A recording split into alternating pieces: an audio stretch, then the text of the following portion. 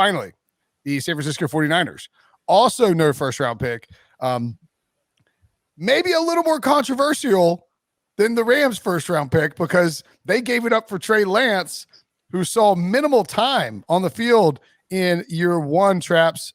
People are still, I think the Trey Lance hive has cooled a little bit, but as soon as he starts sprinting for 70-yard touchdowns and throwing bombs to Debo in mini camp, I'm sure it'll pick right back up.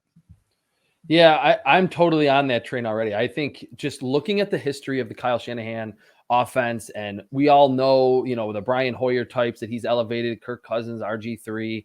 Trey Lance is the most naturally talented quarterback that he's ever had. I think in terms of just being a quarterback, it's probably Matt Ryan, but like you mentioned, Trey Lance can run for a 70-yard touchdown in the NFL. He's that fast.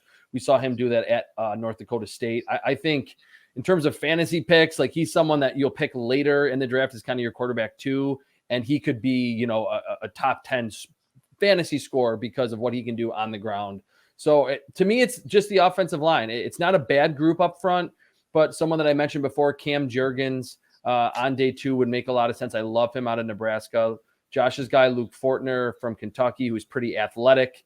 Like we mentioned before with some other teams, 49ers like their linemen to get lateral. And on those stretch plays, those zone blocking scheme plays, to then bootleg off of that with play action, that's the whole Shanahan system.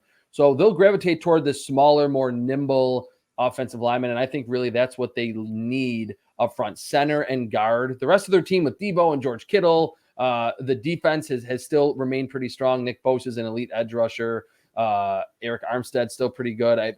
Fred Warner is an elite linebacker. They have the pieces that really help them get all the way to the NFC title game. And I think they've upgraded certainly the quarterback spot. So just build the trenches out so Trey Lance is not under pressure a lot in his first year as a full-time starter. Yeah, I'm going to spend my time talking about one player, and it's a guy that Traps has mentioned a few times already. That's Nebraska center Cam Jurgens. Love him. Incredibly athletic player, a guy that was a former tight end coming out of high school. An excellent run blocker. He's tenacious. He's going to finish plays. But that athleticism is exactly what you look for in a Shanahan wide zone scheme. You want a guy that's going to be able to make plays in space, and you bring in a guy like Jurgens who can replace Alex Mack that has – Who's 36, by the way.